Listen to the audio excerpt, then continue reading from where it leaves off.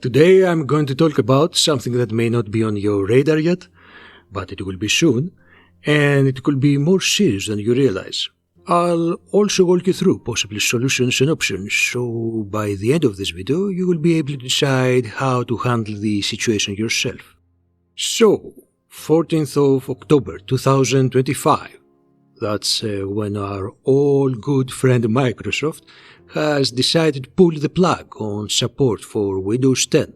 Now, some of you might be thinking, okay, so what does this even mean? End of support? But this is kind of a big deal. It means no more free updates. And when I say updates, I'm also talking about the crucial stuff like security patches. The things that keep your computer safe from, all the nasty stuff lurking out there online. It is basically leaving your system open to all sorts of vulnerabilities.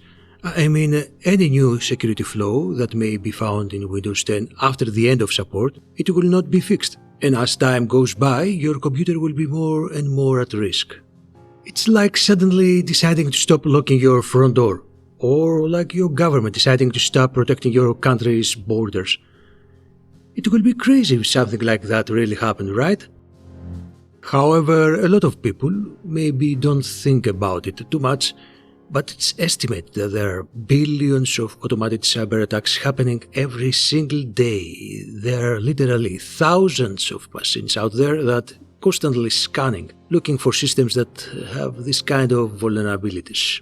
And I know some people are probably thinking, hey, my computer works just fine. I only use it for basic stuff. I'm just a small fish in the ocean. I'm not really worried about hackers and things like that. And I hear that a lot, and I get it. It's easy to think it won't happen to me, but unfortunately that's just not the reality when it comes to cybersecurity.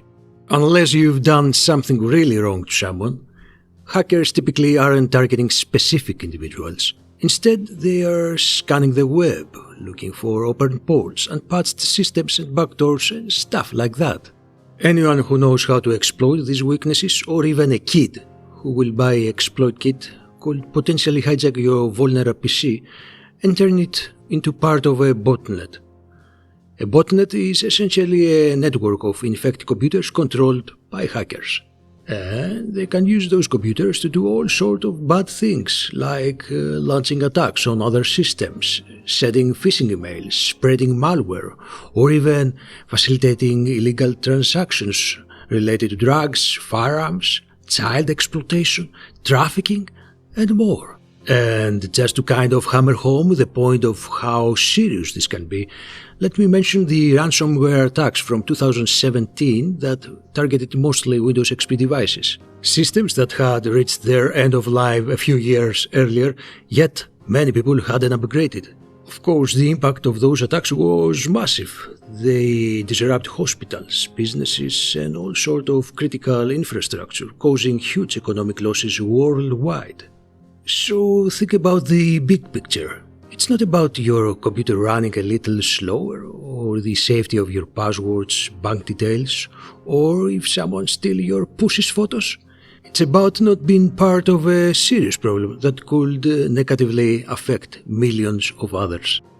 Okay, now you are probably thinking, alright, solution is pretty simple. I'll just upgrade to a Windows 11. Problem solved.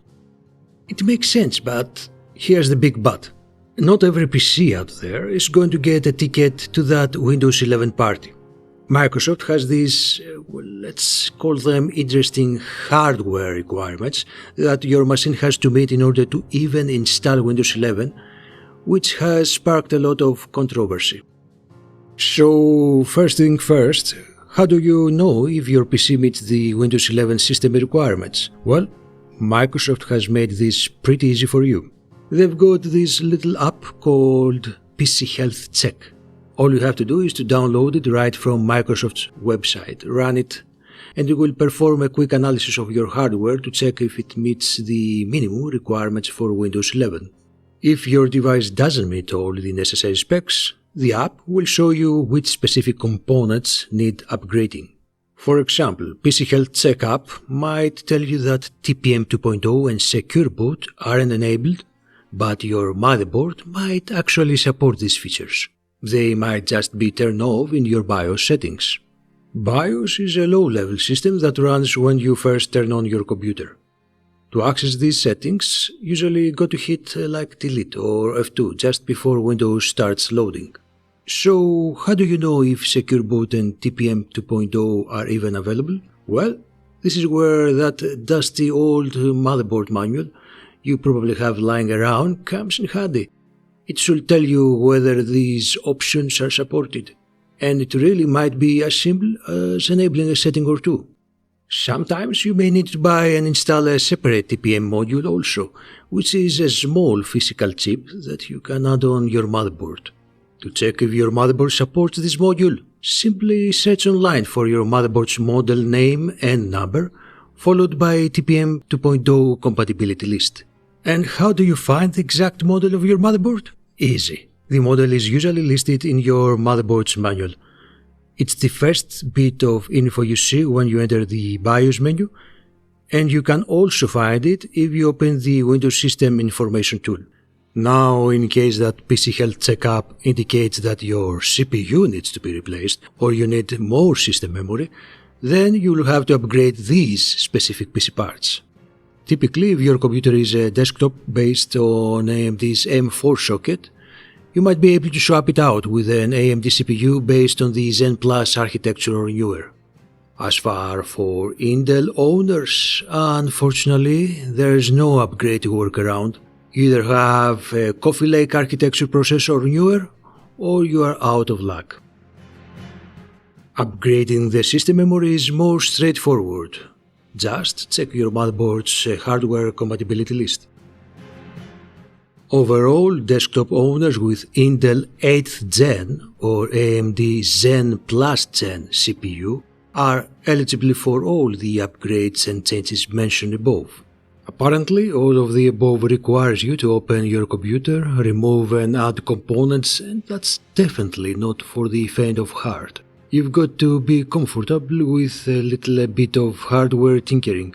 But it might be worth the trouble since upgrading one or two components can be a cost-effective way to extend the life of your PC and help you get over that Windows 11 hurdle. Unfortunately, there are a lot of perfectly good computers out there where these kind of upgrades are just not feasible due to hardware limitations or, frankly, not worth the cost. And it leaves a lot of people in a tough spot because they have these machines that still work perfectly fine for them, but suddenly they're kind of left behind. So that's really the heart of what I want to unpack today. You've got this deadline coming up, this end of support for a really popular operating system. You've got all these people with computers. They can't just jump to the new version. What are they supposed to do? How can they keep their machines secure? How can they keep them running? Now I can hear some people saying, okay, alright, fine. I'll just unplug my computer from the internet. Problem solved. And you know, for some people, for very specific situations, that might work. Okay, if you literally just use your computer offline, you write documents, you play old games that don't need an internet connection, then yeah, maybe you can get away with that, right? But for most folks, that's not really an option. I mean, most people use the internet for pretty much everything these days. So unplugging is not really a solution. So if upgrading to Windows 11 isn't possible, sticking with Windows 10 is risky, what are people supposed to do? Well, one option that many people don't even consider is switching to Linux. Linux is a free, open-source operating system that's somewhat similar to Windows. However, it has a reputation for being technically challenging, and there are many applications and games that run on Windows but not work at all on Linux. Now, I know that for many Windows users, this might sound intimidating, but the truth is, things have changed a lot. There are now various Linux distributions, and some of them are specifically designed to be more user-friendly, even for those who aren't tech-savvy. If you want to learn more about this topic, check out my previous video following the link which you can find in the description below. But let's face it, while Linux may seem like the best option in the long run, learning a new operating system from scratch takes time and effort. That's why I think dual booting is a great option. Dual booting? What's that?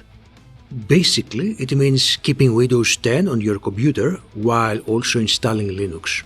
This way you can continue working in your familiar Windows environment for the programs you can live without, while also experimenting with Linux, discovering alternative programs that, over time, might replace the ones you use on Windows. And maybe, in the end, you even decide that you like Linux so much that you switch over completely, ditching Windows once and for all. And what's cool with that?